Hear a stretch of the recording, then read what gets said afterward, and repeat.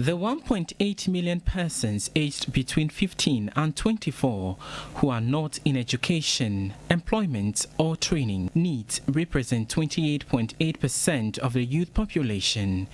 Government statistician Professor Samuel Kobina Inim noted the survey, among other things, considered the characteristics of these youth and hope will influence policy. It's something that we need to pay attention to. Globally too, we see need figures of about 23%. So with Ghana's rate of 28.8% is clearly an issue that we need to pay attention to.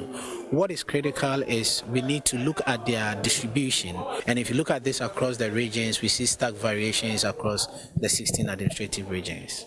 About 390,000 persons 15 years and older unemployed in Q1 remained unemployed in Q2 of 2022.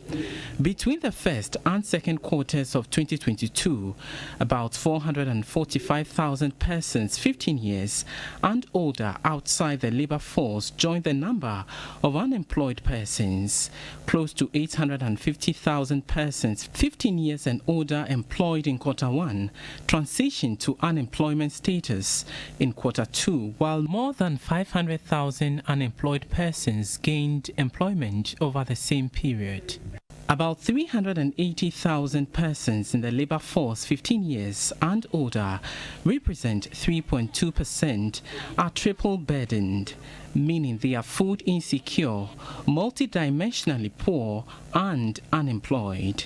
It's based on 12 indicators with 3 dimensions, and we found out that as a country we had a multidimensional level of 44.1% in the first quarter, and that increased to 46.7% in the second quarter. But at a regional level, Savannah region came top in terms of the proportion of persons who are multidimensionally poor across these 3 dimensions, that is health, education, and living conditions.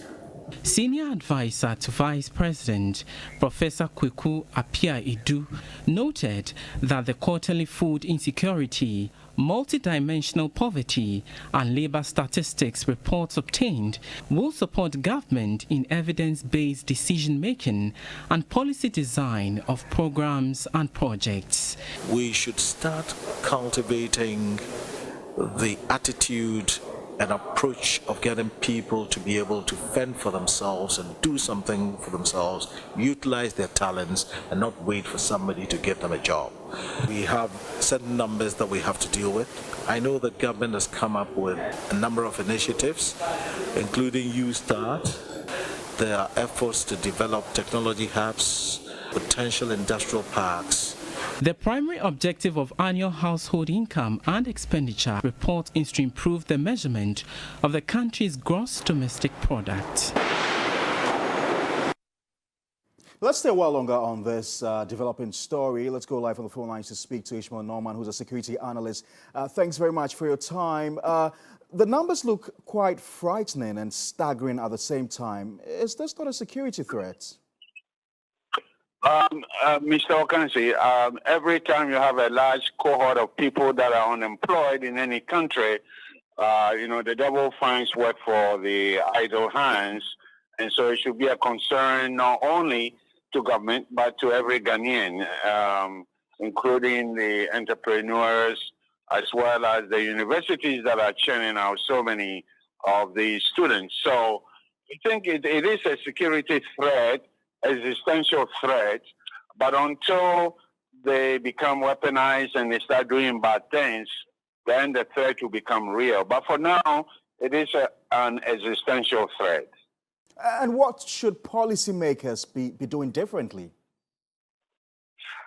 Well, our country hasn't actually in the past demonstrated its ability to create jobs for people of Ghana. So personally, looking at it from the point of view of security and development, I don't see any drastic changes going to happen within the next 2 or 3 years.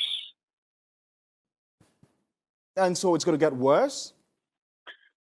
Definitely, because every year more people will be added to it. I think it's a very long kind of neglect that has taken place in this country. I take a little bit of an exception when adult men who are in positions of authority and responsibility are telling the youth that they should go and start businesses on their own. How do they do it?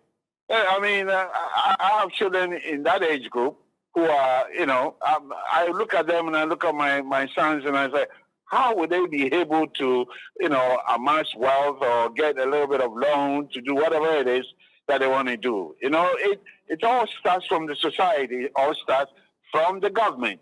And our government, not this one only, but going back even 20 years, our governments have not been totally responsive to the needs of the youth. So I wouldn't blame it on only Nana Akufo-Addo's government, but the buck stops with him. And for these young ones, particularly those between the ages of 15 and 24, what becomes their future? What becomes of their future? What hope is left for them? Well, I think I wouldn't propose loss of hope.